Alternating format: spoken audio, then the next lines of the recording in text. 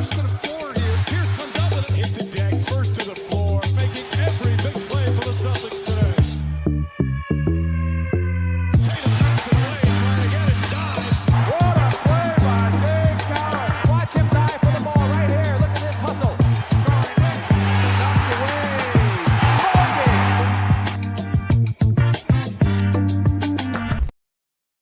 Welcome into another episode of First to the Floor. Ben Vallis here. Thank you for joining us. Hope you're doing well. Wayne Spooney and Jake Eisenberg are both here. And guys, the Celtics, our Celtics, just completed a regular season sweep of the Miami Heat. Spooney, first of all, how's it going? And how satisfied are you with the result given how our season ended last year? I'm doing a lot better. I'm a lot more sober than I was on the trade deadline stream. So I definitely go check that out. I think, we did a lot of breakdowns of the trade. Yeah, Jake, you were definitely the hero of that one. But I thought we did a good job breaking down all the trades around. So it's still kind of evergreen. So if you haven't watched that, I recommend you go check out part 1 and Jake's hour-long solo part 2, where he's just a maniac chugging fireball. But I'm doing good, man. So we had friends over for the Super Bowl that came over early because we both have young kids. So I had to watch the second half today. And from the way Twitter was talking, I thought that was going to be like a pathetic win, if that's possible. I did not. I feel really encouraged by the way they closed that game out. So fuck the Heat. Nice win. Big time. Move on. It is emerging a little bit of a trend. Like if you follow Twitter and you have to guess the score of a Celtics game, you're going to get it wrong because the way the timeline has been treating every game in the past month has been like it's 9-11 and they've just won every game, which is hilarious. But no, I was slightly more responsible yesterday for a Super Bowl perspective, so wanted to make sure I was fresh, ready to talk Celtics. I'm back in. Not that I was out, but I'm starting to feel things again. Lying in bed last night, just entering the comatose of a big day of wings and beer and whatnot, and I was just like, these Celtics, they're doing it again. Oh yeah, I feel the same way, and we're going to get all into that because that was maybe like the most broad takeaway from this game is like I started to feel those feelings again. There was something about this game. It felt like maybe the best and most entertaining game/win in a while. But just very quickly, please like the stream and subscribe to the First to the Floor YouTube channel. We're like 70 subs away from 3,000 now, so come on. There's 70 of you out there who can help us get there. We know that you love more Celtics content, so click subscribe rather and like the stream. Subscribe to the audio podcast as well. That's still where the majority of our listeners consume this show. It's on Spotify, Apple Podcasts, everywhere. Leave a 5-star rating and review. Also, did you know that you can watch Celtics games live with us, watch party style, in the Celtics blog Playback Room? Go check it out, playback.tv/Celtics blog. All the links are below in the description. And Wayne Spooney's latest column, 3-Leaf Clover for Celtics blog, is out as of a couple of days ago, I think. Spooney, what do you got for us this week, Spoons? Yeah, it's supposed to come out on Fridays with the holidays. I was a little off track, but I'm back on track. It came out this past Friday. Jason Tatum's pull-up game is back. He's shooting over 40% on pull-ups since January 1st. Although these last two games are not included, so it might be below that now. But and then Xavier Tillman's passing. He's like a really interesting, smart passer. And just a little bit like a word on Jaden Springer. Like that dude. Nice. He doesn't have a ton, maybe he doesn't have the most talent, but that dude plays really friggin' hard, and I think we're going to love him if he does actually get some minutes. A familiar archetype. Yes, correct. All right, guys, that sounds awesome, Spoons. The Celtics, they beat the Heat 110-106 in what feels like I said, probably the most entertaining game in a while, at least since the beginning of that 7-game homestand. Spooney, what stood out to you from this particular game? So I think the big thing for me, and I don't want to jump ahead here, but I just thought Tatum was freaking awesome, dude. Like, he was so good in every phase of the game and basically didn't make a mistake the entire time. Maybe the best game I've ever seen him play against the Miami Heat. And I would say outside of Jalen, I thought everybody did a really good job of absorbing Miami's pressure, the way they play defense, the fact that they just like flick your ear, pull on your shorts, elbow you in the gut nonstop, and just get away with it basically the entire time. So I just felt like that seemed like a step forward in not letting Miami get in your head and disrupt everything you do on really both sides of the ball. I have one gripe to pick with Joe, though. Why would you run a 2-1-2 zone with KP he's not in the middle. That's Drew's spot. So you're basically asking KP to cover out to the corner. I think the Heat got like 3 or 4 straight wide open threes or drives to the rim when we were in the 2-1-2 with KP in one of those like low corner spots. It just makes just go to a 2-3, put him in the middle next to the rim. But he went away from it pretty quick. So good job there from Joe. And otherwise, kind of a classic Heat game. Like Dude, the Caleb Martin behind the backboard floater. Like, yeah, what was that? Come on, dude. And like they black magic their way from like a 12-point deficit to bring it, I think, within 3 at one point. But the C's executed down the stretch, hung on. That's a nice W, man, away from home. Yeah, I maintain that it doesn't actually matter who is playing for the Heat. It just, like, they're going to do what they do. It doesn't matter. Jimmy's out there. Terry Rozier's out there. That's the Caleb Martin in the conference finals theory. It's like, it doesn't matter who's on the team. If a guy plays like that, that's just nothing you can do. But yeah, so like it was really pretty close to being a wire-to-wire, potentially some Walshy minutes at one point. But then they absolutely Heat black magic their way back into the game with like incredible defense from Porzingis.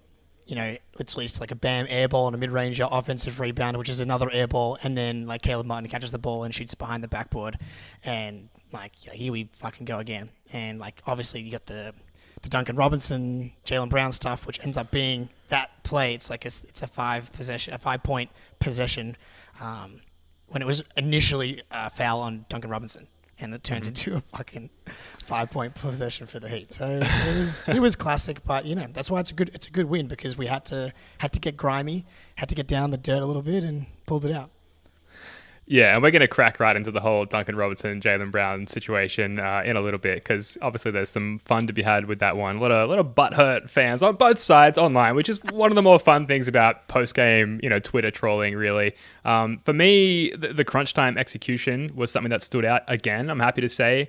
From this one, the Celtics had scores and stops when it mattered against the team with whom we have our demons. Like, let's be honest, like even though they were obliterated by injuries and then like continued to get obliterated by injuries in this game, a fucking rough game for the Heat, where like Josh Richardson goes down, T-Row goes down. It seems like he's avoided a major injury, which is awesome because we love Scary Terry. But just like even within the confines of the game, they were having tough injury luck, and yet like they found themselves within striking distance because of some second half Tyler Hero bullshit. But the Heat scored with 1:49 remaining in the game, and then did not score again until 10 seconds remaining when the game was well and truly over, which happened to be another Tyler Hero bucket, which is annoying.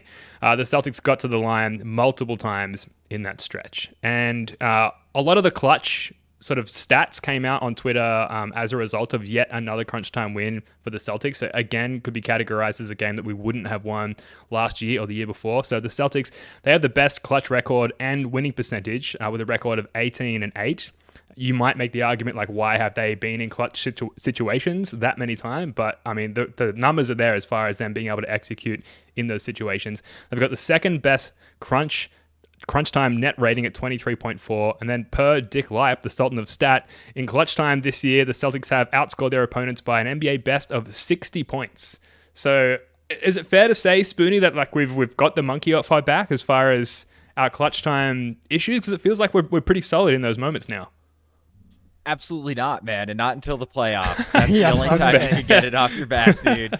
Wishful thinking. Have we Damn. solved it in the regular? And look, I think KP, we've talked about it before, like a lot of these clutch time failings are when Porzingis isn't playing. He solves like most of the clutch time problems we've had in the past, except maybe the rebounding.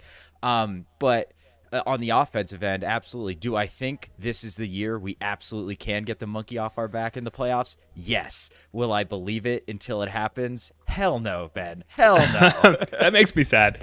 What do you think, Jake? I think the process is there. Like, if you want to project forward, the team is absolutely, I think, really different compared to last year as far as how purposeful they are in the way that they're attacking. And apologies if you hear some stuff in the background here, but there's some contractors at my parents' house, so I'll be hot on the mute button. But we adapt, but like the way Jalen's talked about being a more purposeful team, and like you compare them to last year's team, even before, like especially in the Heat matchup, they like well, just to attack the wrong matchups. Like they've always had Duncan Robinson out there or Tyler Hero out there. And how many times does Tatum or Jalen just ISO Bam Adebayo? It's like Bam Adebayo's number one skill that makes him who he is his ability to switch onto every type of player. And so you should just never be ISOing Bam. And I don't think they did one time last night. Like you just don't need to do that, and that's how you attack this Heat team. And down the stretch, they're going to a variety of different stuff. It's Tatum, Derek White pick and rolls, and Tatum rolls, Derek White hits him, a second defender comes over, Tatum's patient, finds Jalen on a cut under the rim, and it's like that's low variance offense. Can you get Jaylen Brown under the rim with a shorter defender underneath him? Perfect. Knock it down for two. Like, were they perfect down the stretch? No. But like across the fourth quarter, I think they were 47% from the field, 4 for 10 from 3. And they shot 6 free throws, which is a really good number for us one quarter. 2 of them were missed by Jaylen Brown, both in the same trip to the free throw line, which, man. Again? Oh, he's shooting 73% on the season, but it feels much lower than that. Yeah. And especially when it comes to Miami and the fourth quarter. But like the numbers are what's important when it comes to the fourth quarter. And they got to the line, got some good looks. And I feel like they're making plays in crunch time as well. Jaylen Brown with a huge offensive rebound after Derek White misses like one of those corner threes that he's just been hitting.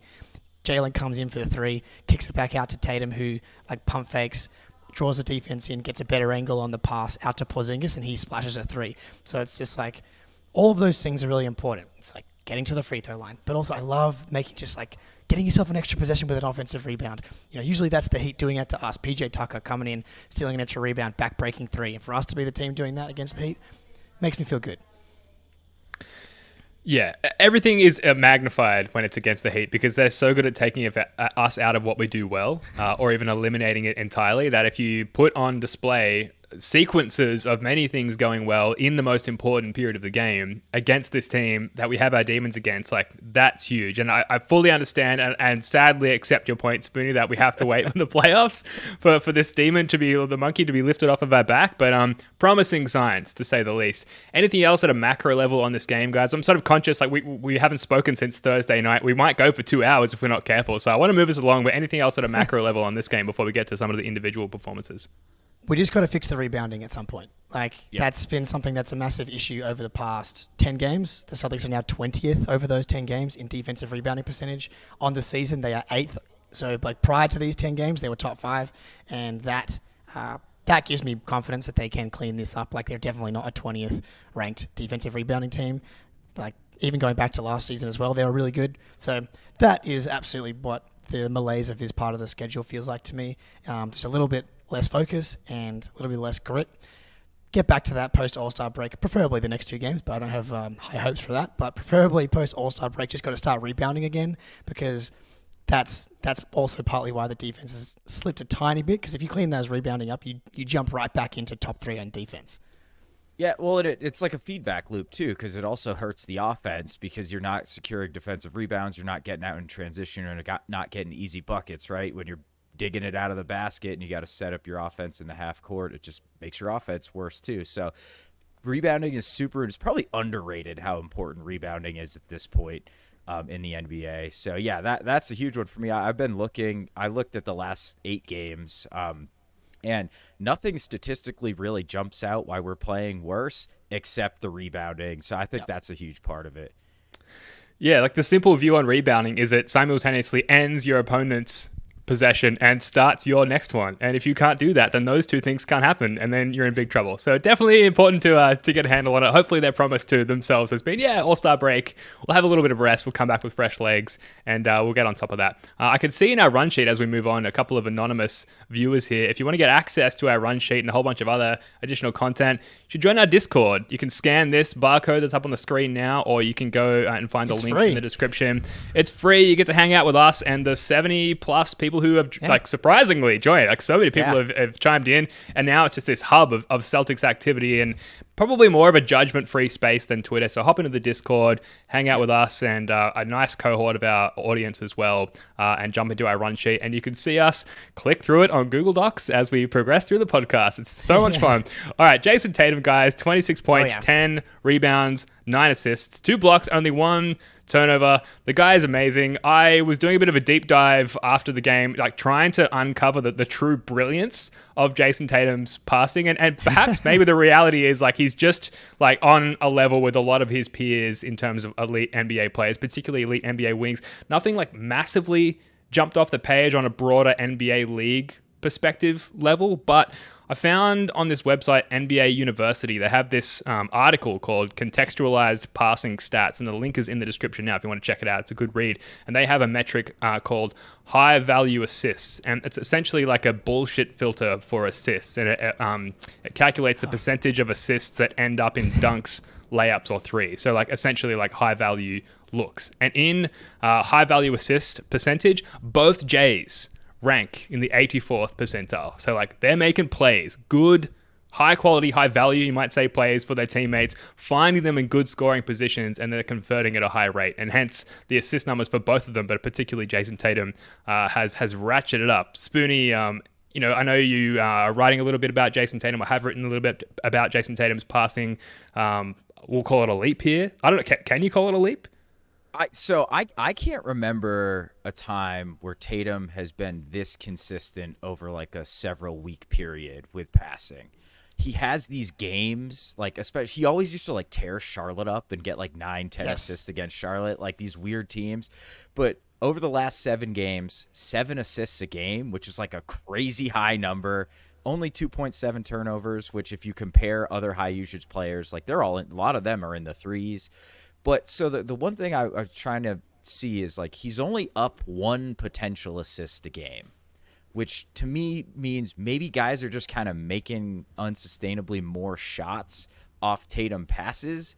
But 1 potential assist a game, that's not nothing. But then I looked at some of his recent assists. He's like diamond dudes up for layups, for dunks, for wide open threes. So it seems like high value, sustainable. Yeah, high value, and he's exactly. Yeah, imagine that.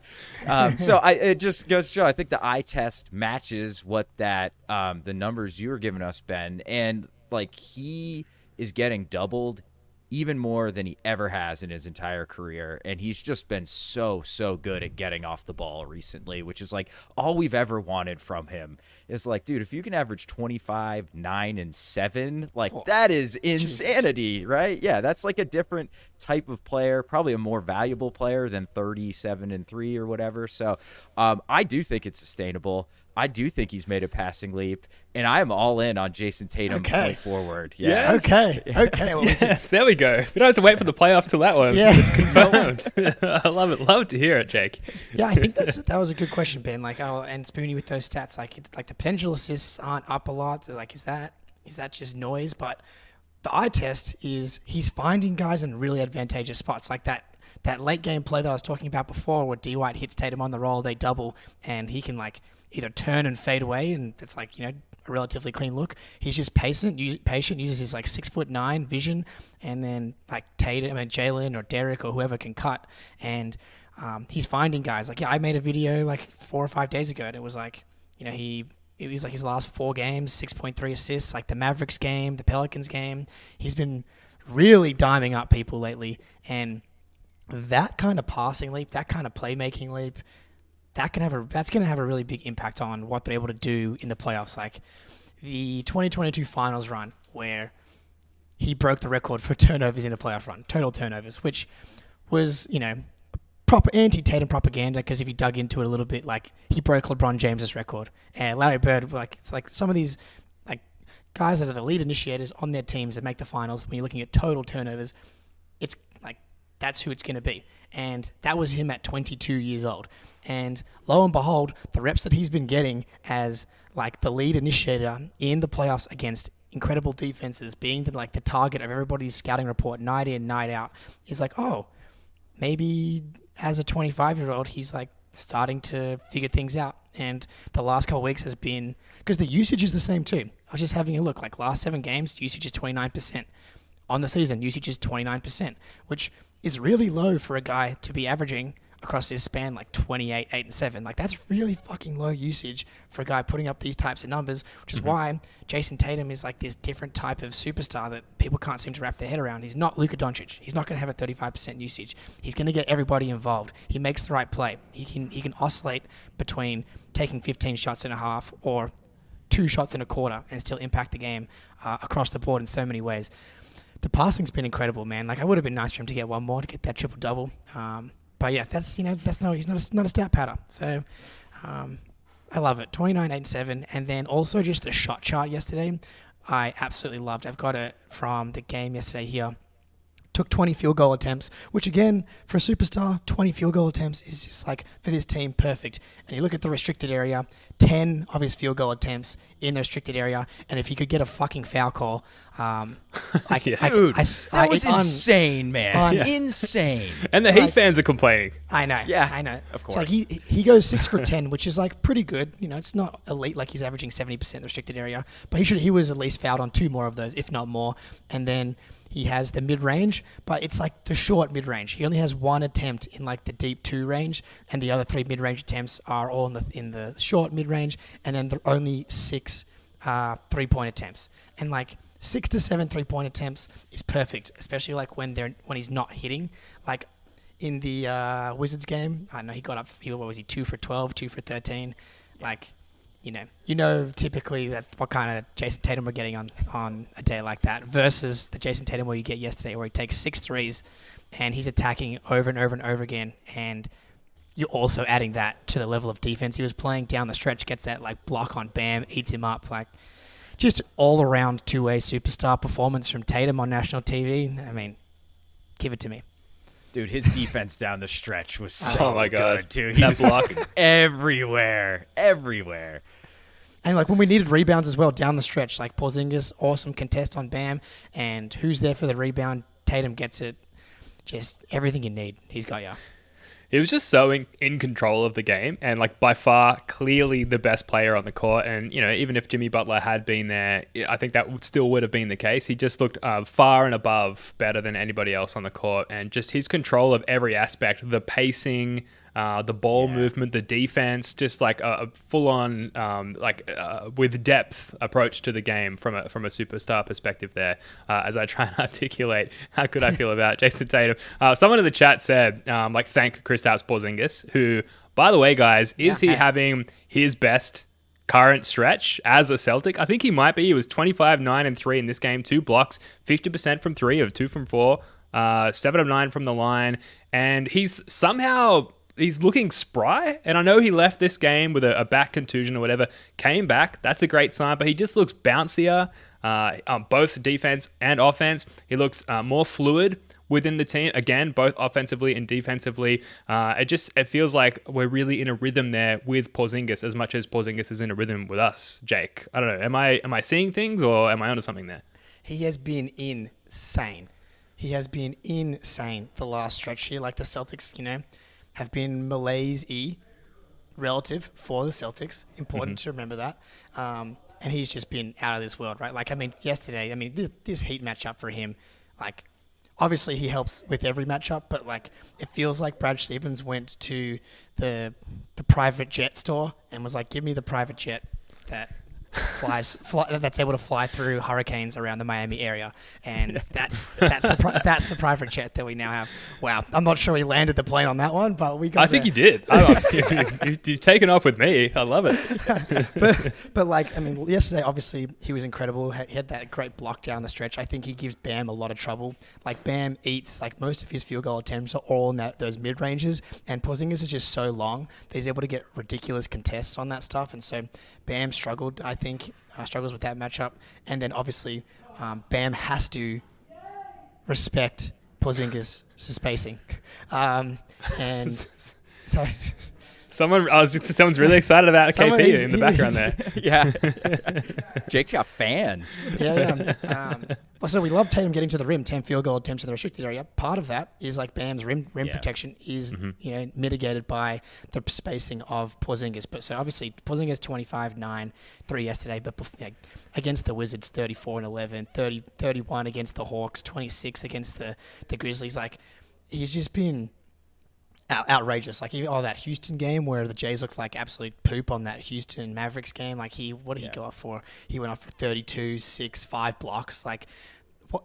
It's an absolute travesty that he's not in the All-Star game compared to fucking Scotty Barnes. It's so embarrassing. Like the level of impact that that Porzingis is having on wins and losses, especially covering up and fixing some of the issues of the Celtics. I mean, insane. Brad Stevens, just build the statue, bro. I know, right? Yeah, you're going to need a lot of marble for that statue. Very tall. Oh, no, you mean of Brad. Never mind. You're going to need a perfect sculptor to capture his beautiful face. I guess the statue is like Porzingis and then Brad on his shoulders. So like there we go. Yeah. Over his last 5, 26.5, 7.5, 2 on 56, 37, 88.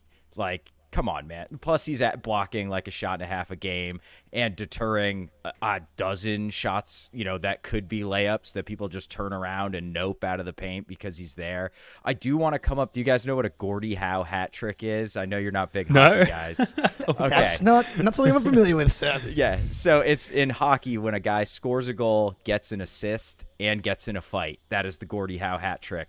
I feel like we need like the double trouble or something where KP has a double and leaves with an injury but comes back, because he does that like one game a week basically, which is terrifying. But he looked totally fine when he came back, so not scared there. But yeah, I think this is his best stretch as a Celtic, and I think my favorite part is like the second the Jays see the switch, they just give it to him immediately and get out of the way, dude. And it's like they had problems doing that. Partially it was roster construction. They had nobody else to give the ball to if they had a mismatch.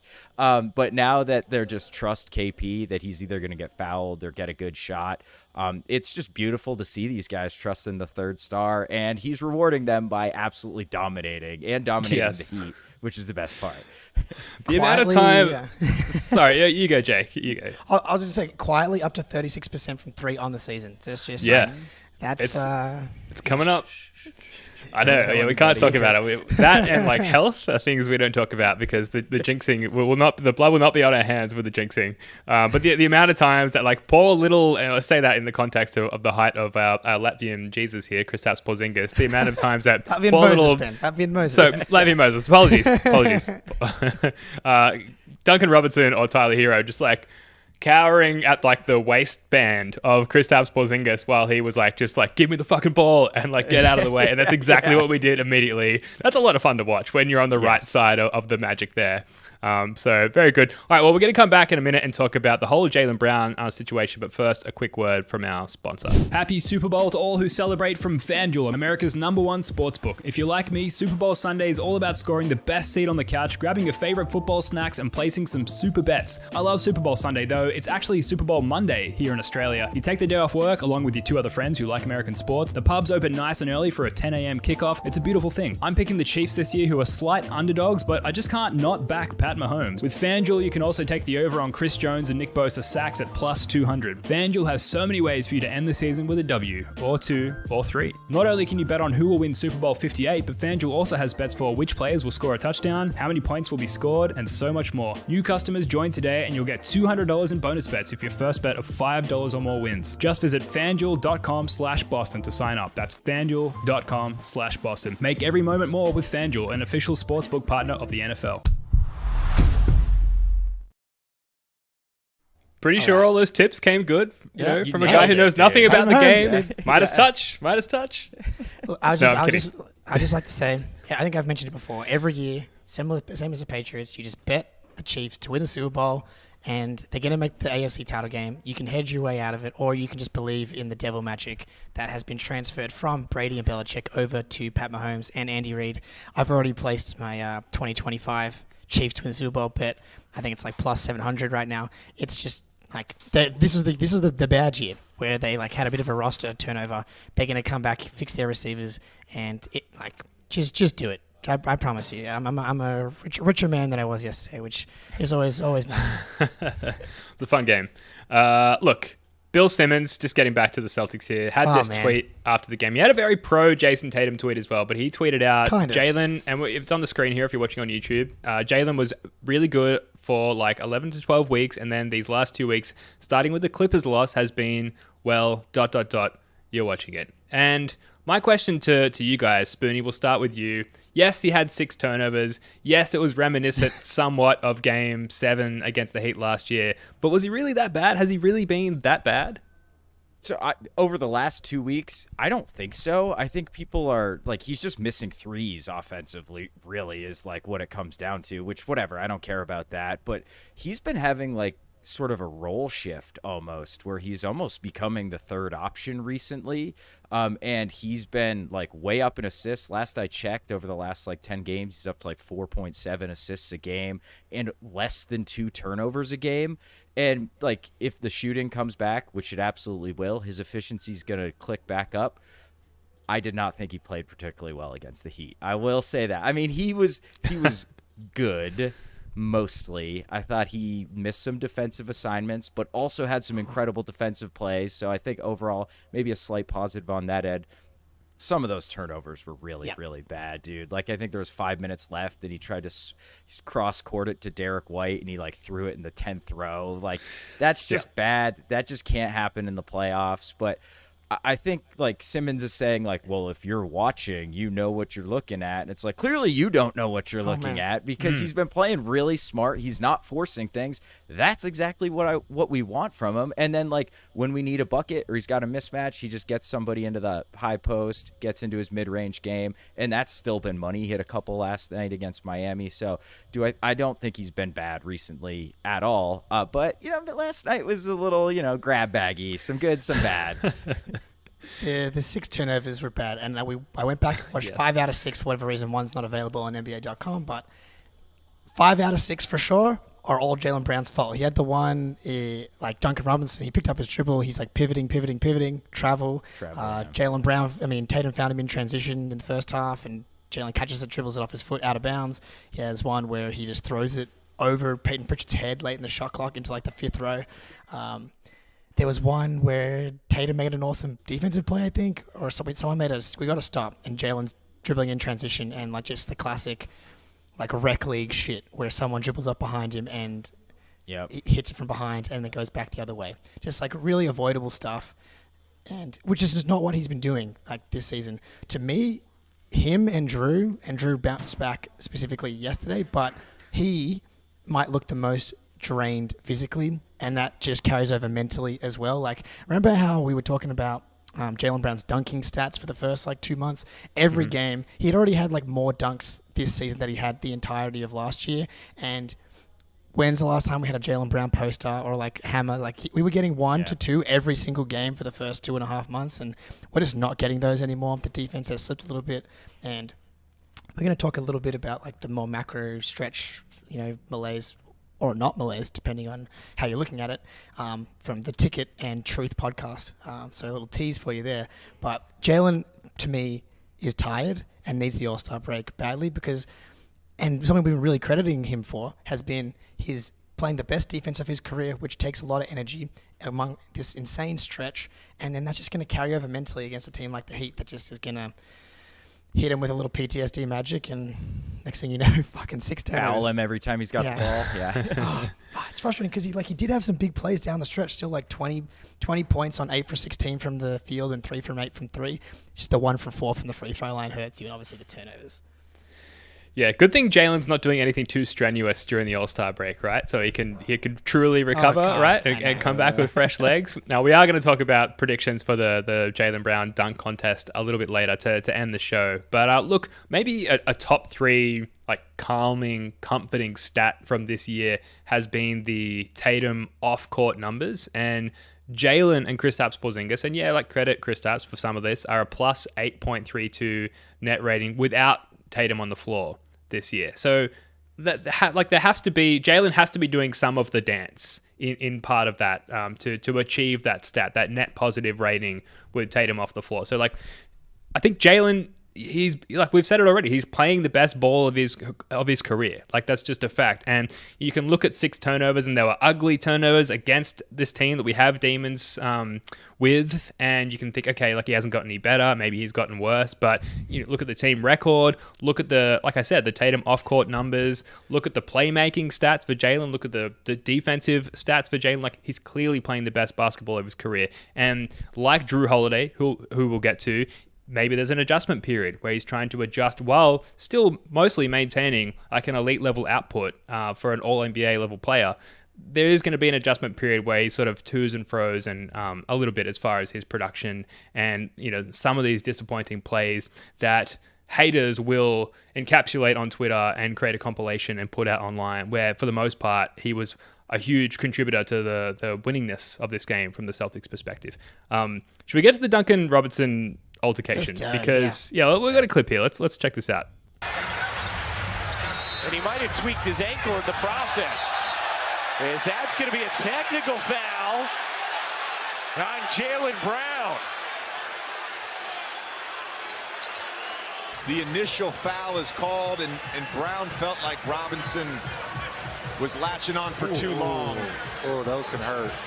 Well, and when you've already seen Josh Richardson leave with a shoulder. So, and as we roll the clip, the audio list clip of like the sort of subsequent altercation where Jaylen Brown walks out, they're both chatting to the ref, they start talking to each other. Jaylen, I love this. He's like, what are you going to do about it, man? What are you going to do about it? Which is awesome because post Marcus Smart, you know, call the play dirty, whatever you want to do. Like we haven't seen this kind of level of riffraff, for lack of a better term, from a Celtic since Marcus Smart left. But Spoonie, do you think it was a dirty play? That's probably a good place to start. Do you think people are sort of right to be upset about this? Yes, I think people are right to be upset about this. I also understand why Jaylen Brown did it, because like, did your friends ever like flick your ear and shit like that? Like, yes. Dude, if you do that a dozen times to somebody and get punched in the face, you probably understand why they reacted that way and punched you in the face, right? Like Robinson was grabbing him, holding him, tugging him the entire game, straight up like whacking him the entire game, wasn't getting called. And then that was an egregious play by Robinson. He basically just like wrapped his arm around him. And then like, bro, you had plenty of time to slip your arm out of there before he tugged on the arm. But you just can't do that, especially in a close game. Like Jaylen should not have cranked on his arm. He could have hurt him. Like there's no doubt. He definitely could have hurt him. And frankly, if we lost that game, I think that was probably the reason. Because like you said, Jake, it was basically became a 5-point possession because they had the Caleb Martin floater, and then that happened. So it was an overreaction from Jaylen, but also like Miami invites those types of reactions with the way they play basketball, and frankly the way the refs let them get away with playing basketball. So I get it, shouldn't have done it, but also the altercation afterwards with him getting in Robinson's face was awesome. I loved that. Yeah, I loved that. Yeah, look, Jaylen deserved the punishment. He got a tech, 1 point, plus the flagrant with the 2 free throws. And then obviously you get the possession because it's a flagrant as well. So and then they score. So it's like he absolutely got punished for something he should not have done. So it's like everybody kind of agrees that he went over the top, but it's like it's the definition of fuck around and find out, and that's what Duncan Robinson did. It's like, look, you keep pushing the dude that's gonna kick your fucking ass in a fight if you keep pushing him, and look. That's what he got. Yeah, so look, did he go a little bit too far? Yes, agreed. But this is what's going to happen. I love the post little altercation thing, the kerfuffle, dare I say, and I love how much everybody else loved it too. I mean, Joe in the presser as well was just like, as soon as he got in there, he's like, yeah, I loved it. Let's play again right now. Like, I love that. He's just he's a little sicko. Yeah. What a psycho. Yeah. I mean, it's all good, right? Because Duncan Robinson did not get hurt as a result of the play, and I don't think that Jaylen Brown had any intention of hurting him. If he did, Duncan Robinson probably would be hurt as a result of the play. So nothing happened. Yes, a little bit dodgy of Jaylen Brown to do that, but no harm, no foul. Although there was a flagrant foul on Jaylen Brown, but Duncan Robinson walked away scot-free. So, I think maybe it was a bit of a dangerous play, but there was no terrible outcome as a result. So I think that's why Jaylen Brown felt comfortable sort of doubling down on his thoughts and feelings in the post-game presser. And then we'll run the clip now because obviously Kristaps Porzingis had just had the most hilarious reaction to Jaylen's comments. It was no issue for me. I think he knew exactly what he was trying to do, trying to get tangled up, et cetera, because he didn't want to play defense. And they called the foul, but he was still trying to hang on, so I was trying to get my arm free. Miami's known for, being physical. Miami's known for getting away with a lot of that stuff, kind of mucking up the game. And I feel like Duncan Robinson knew what he was doing there, trying to get tangled up and trying to draw whatever. I don't know what he was trying to do, but I bet you he won't do it again.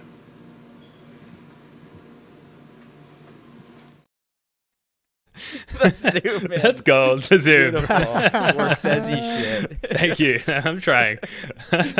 Dude. Look, Man. it was fun. The main thing is nothing bad happened as a result. Exactly. Surely it could have been a lot worse. It wasn't. Let's move on. Get over it, made it, people. yeah. It's not a big deal. Duncan Robinson made it the free throws afterwards. His elbow was fine. And, in the comments here, Leo Pad 09, Bam punched Porzingis in the freaking nuts, and which has led to ejections consistently in the NBA, and they didn't even fucking look at it. They called a foul on KP. Yeah. Dude, well, that's what happens when you're a 7-foot Latvian dude. That thing can do some damage, and Bam's wrist was just like, damn. Crumpled. So it's just- He got entangled in at least, let's be honest, at least like 9 inches of Latvian schlong there. No wonder Bam was missing those mid-ranges, dude. His hands weren't working after that thing. But so, in that same presser, someone asks Porzingis a separate question after that, and KP's like, if I can just go back and answer that one, it's like, I loved that little altercation that JB had. I got over there, he's smiling. Also, just JB and Porzingis, they're just doing press conferences together now as well. That's so good. There's apparently a podcast coming out, one of the official ones from the Celtics PR team, and with Jaylen and Porzingis, and the teaser for that thing. I mean, it's just, if anything, you just dipped in vibe juice. And what were the odds that the cheeky Latvian dude ends up being the Jaylen Brown whisperer? It's just what's going on here? It's awesome. I like to believe that Brad knew all along Oh, and was just waiting for the time to strike. That's the world I want to live in.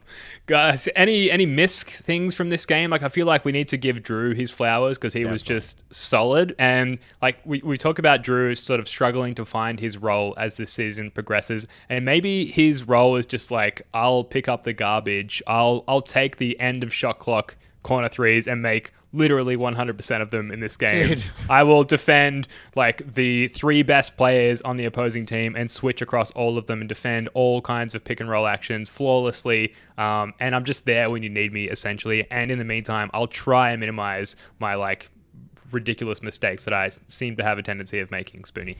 Yeah, we've been kind of critical of Drew's defense. Not it's bad or anything, but not elite. I thought he was really good against Miami, man. He was absolutely he was keeping everything in front of him. He had one crazy, I think it was on Duncan Robinson or Hero, I can't remember who, where he got beat.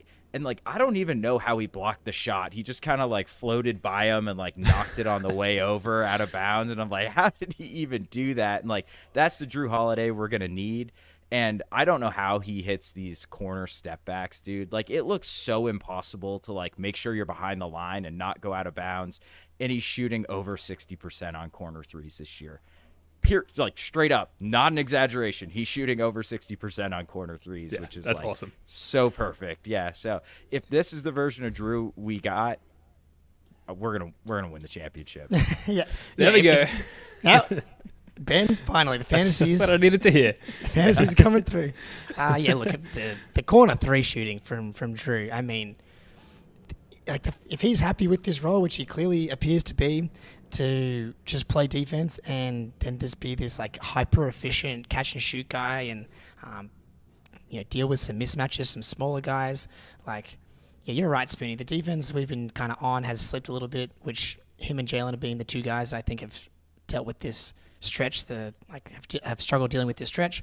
Fantastic defense in this game, and I think All-Star break, he needs it as much as anybody. I would just still like to see his minutes come down. I don't understand why he has to be he played I guess everybody played a lot of minutes in that Heat game, but I think we got to try and get his minutes down a tiny bit too. Yeah, absolutely. I agree. Anything else misc-wise? Like Hauser made some timely shots in this game, but someone who added something to the run sheet didn't like his defense. I thought this was maybe the worst defensive game I've seen from Hauser, at least in a while, man. Credit the Heat, Yeah, he was just getting attacked. Like, he has trouble with Hero. I think Hero's just, like, really shifty and can get into the mid-range and is really good with the pull-up jumpers. So Hauser kind of just, like, doing his thing where he keeps you in front and then kind of has, like, a halfway decent contest, just doesn't really work against Hero. So I thought it was a tough one for Sammy Boy tonight. I'm not low on him. Like, I still think he's gonna have a role to play in the playoffs. I don't know how big it's gonna be, but maybe not against the Heat. Yeah, but look, hey, he comes in, hits 2 threes, 2 out of 4. Yeah. Like if that's all he does in 12 minutes, that's all you really need. Yeah, and I feel like he's done well at times on Hero in the past, but Hero just got hot in the second half there. Like they did a good job on him, or he was just missing in the first half. But Hero all of a sudden was just hitting logo stuff. What would he end up in the second half? He was 9 for 16. I think he had 2 in the first half. 2 points. He did. Yeah, 22 points in the second half. And not to go back to Jalen, but Jalen had that one where he just didn't even put a hand up in Hero's face, and he drained one from just inside the logo. Maybe Jaden Springer on Hero. Maybe that's the solution. I do think we'll get to Springer, but not the best game from Hauser. Pritchard though, I thought was solid, making plays, and all of a sudden has emerged as our end of quarter guy who just takes the bombs, and we haven't parted since the Hawks game, I don't think, and maybe we did, but I don't know. He almost hit 2 in the single game, or was it the Wizards game? It's all blurring together, and he's the guy now. Elite role player with multiple elite skills. And if anything, the takeaway from that and the Pritchard Hauser side of things is we kind of got a little bit of a demo of what the playoff rotation will be. And yes, there was a smattering of Cornette and a smattering of O'Shea. They played about 2 minutes each. But for the most part, it was the top 6, hammer them hard. And then about 14 minutes each for Pritchard and Hauser, which I think going forward, and we'll see what happens with Xavier Tillman and probably less so Jaden Springer, but that's likely going to be the playoff rotation and sort of the minutes rhythm for those guys as well. So it's cool to see because we haven't had that in a while. We've played some sub 500 teams, a game where Joe and the coaching staff are taking it seriously enough to demo what that playoff rotation might look like. And it was cool to see them play for the most part very successfully, other than a few downswings, we should say. I want to move on to the 7-game homestand and the reaction coming out of that. After that, we'll hit the trade deadline and finish up on the Jaylen Brown dunk contest, and then we'll call it a day. But the 7-game homestand and this notion of it being kind of a down period for the Celtics, there was a tweet from our buddy and CLNS legend John Zanis. Quote, how many more of these bad habit games did the Celtics have to go through before we get at least a little concern? Greeny doing what he does well, defending the honor of he's like the general, but at the front lines, leading the army into battle. He responds, quote tweet, the bad habit game stretch, record, 8-2, second most wins in the NBA. Offense ranked 6th, defense ranked 5th, net rating ranked 4th. So this is the downswing for the Celtics. And yet, I have to admit, guiltily feeling a little bit like that at times during this stretch, Jake. What do you think it is? Because we played well, we won games, we ranked well in advanced statistics, and yet it just didn't feel like the Celtics that we've come to know and love this season. I think this is why it's important to pay attention to the rest of the league as well. And I understand the NBA is insane and it's impossible unless you commit your life to it, kind of like we have and I have. And that's why you listen to this podcast, because when you watch the Celtics specifically, which most fans do, which, I watch the Celtics obviously more than any other team, we became accustomed to a certain level of play. And so when you start to see them go through, they absolutely haven't been playing as well as they have been at times throughout the season. That is true, but you have to contextualize it with the rest of the NBA, because otherwise you're going to drive yourself fucking nuts. And to understand that other teams are also going through the same shit in January and February. The Washington and the Atlanta game, if you just like took away all the uniforms and you couldn't see the players, like it's the same exact game. The Celtics just tried for the third quarter against the Wizards game, and the Hawks game they tried for like 7 minutes in the fourth quarter, and the game was over. They were like carbon copies of each other. And then you watch the Clippers the next day, they're down 10 to the Pistons in like the end of the third quarter.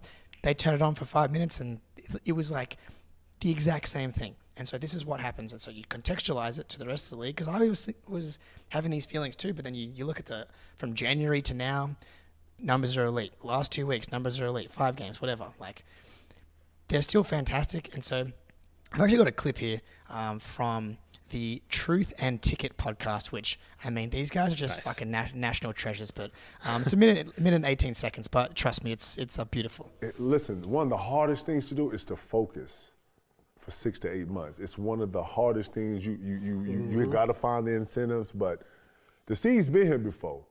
And when you have guys like, this is when the Drew Holidays, this is when some of the veteran leadership comes into play to just, hey, stay the course, taking it the game at a time. You know, it's important too to have that balance that Paul's talking about. Like, when you just locked in and you weren't, man, you thinking about the game every single day. It can really. It can drive you crazy. It'll drive you crazy, and it'll play on your mental a lot. So you have to have a balance. And then I can actually say when I got to Boston, I had a better balance. Like I wasn't so. Like he'll tell you, I'm super anal about shit. I love them. I do not like messes. I like shit to be right. It would fuck with me if he threw me a pass and I didn't make like that. I was so keen on that, but I was to the point where I had no life. I would go home, just sleep, wake up, watch film, boom, eat, like, go nah, back. Tigger, And he was like, nah, come on, we out. Hotel, man. Come on, fuck that. And I'm like, Let's get nah, out the hold hotel. on. I don't give a fuck. We get out the hotel. Come on, man. We in New York, nigga. We're going out. Next thing you know, I'm out to 6 in the morning. Let's get out the room, man. You got good looking, P. I needed this, you know what I'm saying? Right. And then next day, kill somebody, you know what I'm saying? So you gotta have that balance. So. And then next day, kill somebody. Yeah. Like these guys are awesome. Like that's a fun watch if you're a Celtics fan. And like I've been tapping into those guys a bit more. So, but like Kevin Garnett, like he's an outlier as far as someone who's able to just like be a psycho for 82 games. And even he is like, this season is a grind. And then in that segment before that or after that, Pierce is like, he's got to get to the All-Star break, refresh, reset button, come out, lock it down. And he's just like, maybe instead of going out on the streets, we just like get the penthouse, we play pool for the night. It's just like his version of like, of taking it easy is probably like still like a level 3, 4, or 5 of like the Al Horford helicopter rides and shit. So I think it's just something that all teams go through, and even in our 2008, our beloved 08 team, you got to have that balance. Yeah, and you could almost argue like we know this team has had a crazy schedule. They're clearly tired. They're clearly not playing at 100%. They're still the 4th or 5th best team in the NBA. You know what I mean? Even like when we know it's a down stretch, they're still borderline elite. So I would be more concerned if this is kind of how it had looked the entire season.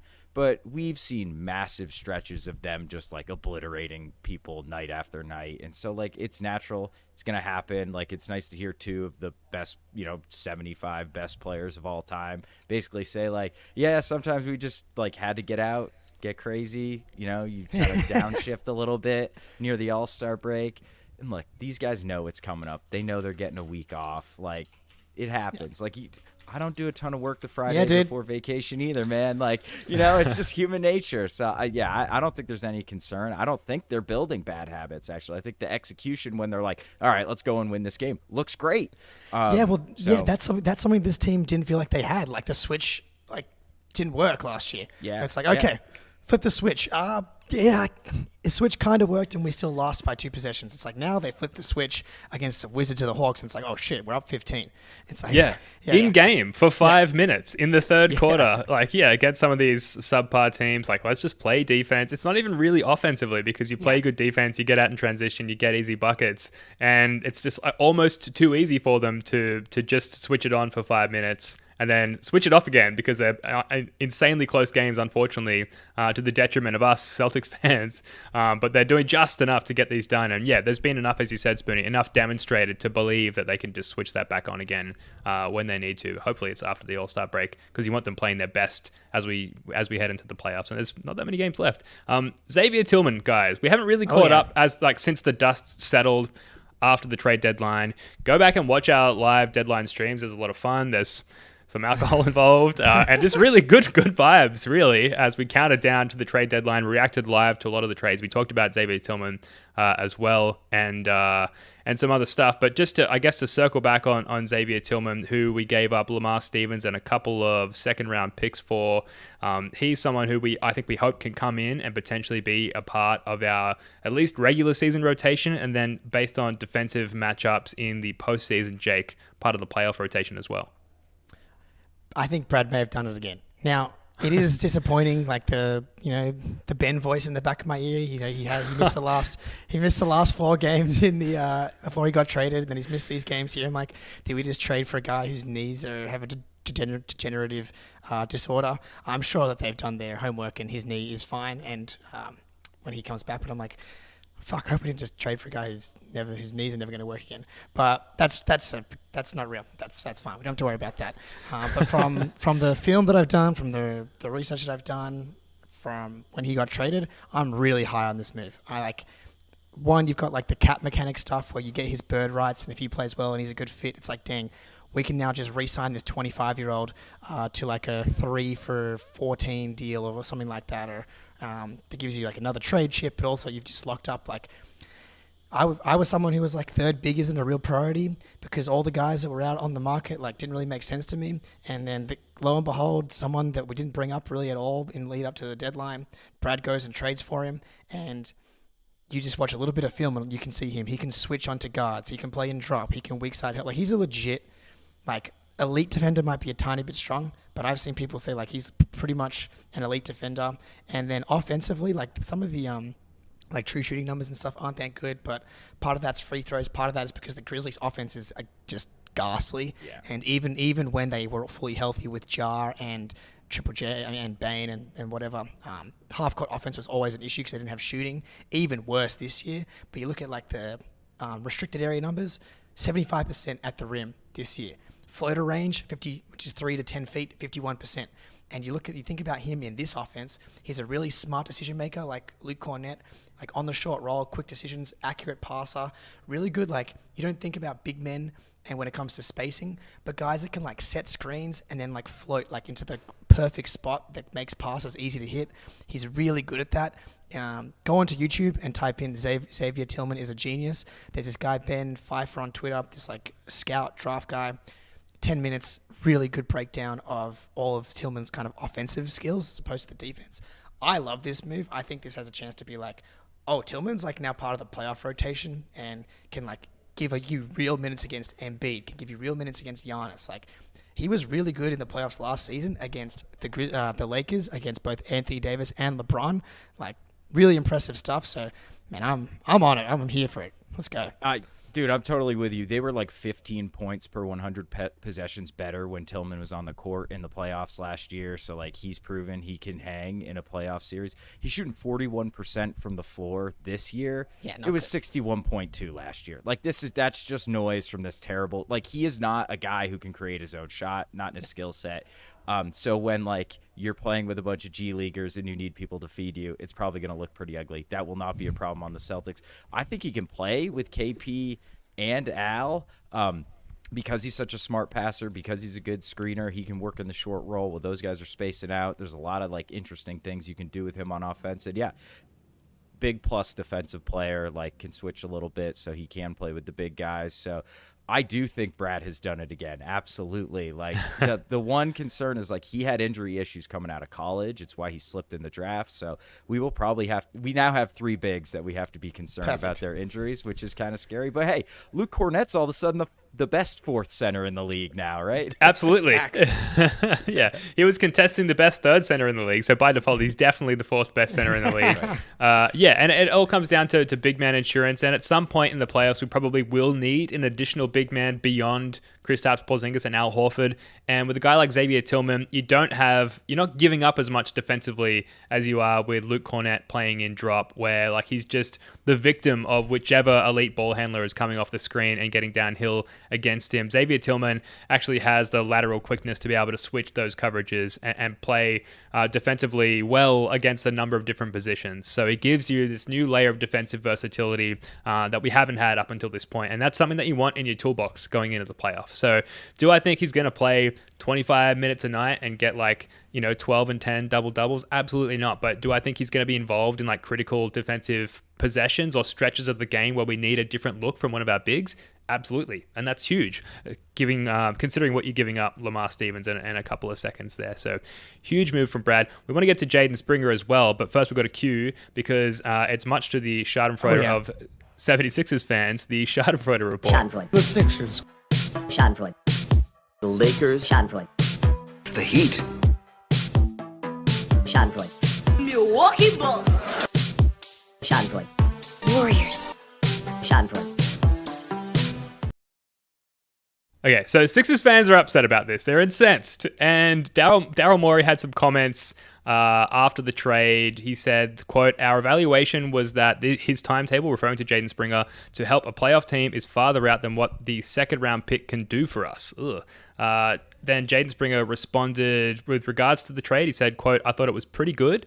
Coming to a team like this, you can't go wrong. Probably the best team in the league," saying the right things. "A bunch of great guys, great organizations. They've got awesome podcasts." No, he didn't say that. And so I'm loving it here. And then in regards to the Morey comments, he said, "I ain't really worried about that too much." The newest Celtics said, "I'm here now." So maybe if you like me and you're reading too much into it, Spoonie, it's like if you read the subtext there, the writing's on the wall, they're like he's glad to leave an inferior organization and join a superior one. But I guess overall thoughts on that back and forth between Morey and Springer and just the acquisition in general. Well, look, we all know Daryl Morey's a liar. I mean, I think a very famous philosopher once said James that. Harden. Known truth teller, James Harden. That's right. Yeah, I mean, I first of all, that's pretty insulting from Morey. It just seems like absolutely no reason to phrase it like that. Like, hey, we really like Jaden, but we have different plans for the future. Or we thought it'd be a good opportunity. Some PR BS. So I guess maybe he's not a liar because he said, I guess, what he thinks is the truth. But Springer has a chance to be truly special defensively. Good friend of the program, Forsberg, tweeted out he's 99th percentile in steal percentage and block percentage amongst bigger wings and guards. He's got a higher block percentage than Derek White does, who is the best shot blocking guard in the league. His offense, all he needs to do is learn how to hit corner threes, and he's going to be a real player. That's going to be tough. That's a long way to go. But you get it. He's already got an NBA skill. He can play defense at an NBA level, and then you just hope within the context and of the Celtics, he can just get the shooting up to a level where he can be a positive player. Yeah. Look, I mean, obviously the fact that him coming from Philly to Boston gives this probably nothing trade a lot more juice than it would have. That was the whole thing. Watching the Rise to Ricky Sanchez podcast and some of the other Sixers sleuthing that I am known to be doing was a lot of people were like, look, we never really thought Springer was likely to turn into a high-level rotation player. But him going to Boston scares me. Because, the Philly to Boston aura boost that Jaden Springer is going to receive has to be factored into his development. There's too many examples of things going right in a Philly-Boston context, whether it's the Celtics trading down and getting Jason Tatum and the Sixers taking Markelle Fultz, whether it's Al Horford going to Philadelphia and literally having the only 2 bad years of his entire Hall of Fame level career being with that organization. The list goes on, 3-0 against them in the playoffs. The fact that we have that extra juice makes me feel excited about this. Me personally, I'm someone I think we probably need to pump the brakes a little bit on this guy. From what I understand, the offense is broken basically. Oh yeah, totally. There is no offense essentially, but the defense is real.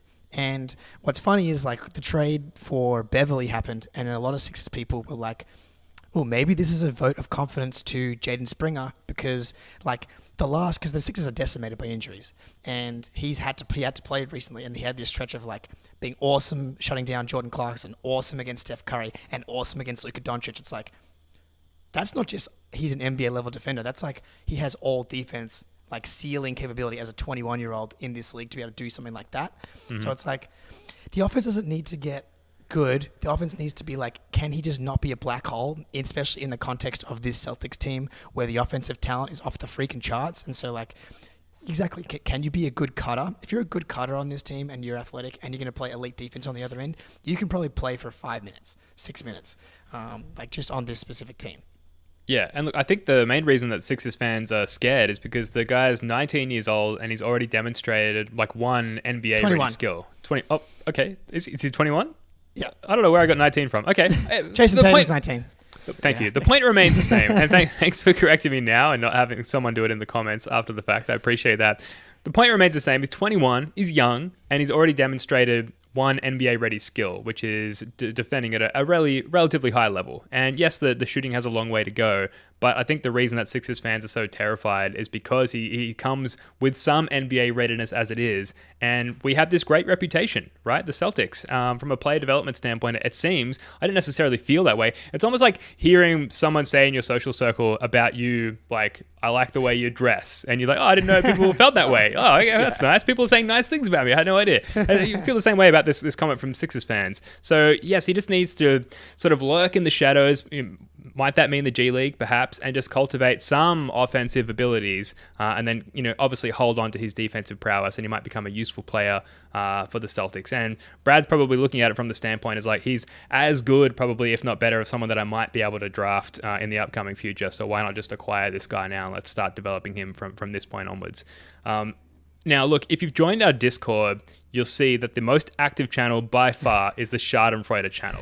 It's full of content, and we're running long here. So I think what we might do is we'll just hold it there on the Schadenfreude. We'll, in the All-Star break, because there's so much Schadenfreude content to get to, we'll come back and we'll give it like the time that it deserves. Like we'll do like a solo like 30 minutes on just like how much the disdain we have for other teams, and do it right. So let's end on this, guys. Jaylen Brown has committed to doing the dunk contest. He's like one of the only All-Stars to do it in very recent history. Feels like forever, yeah.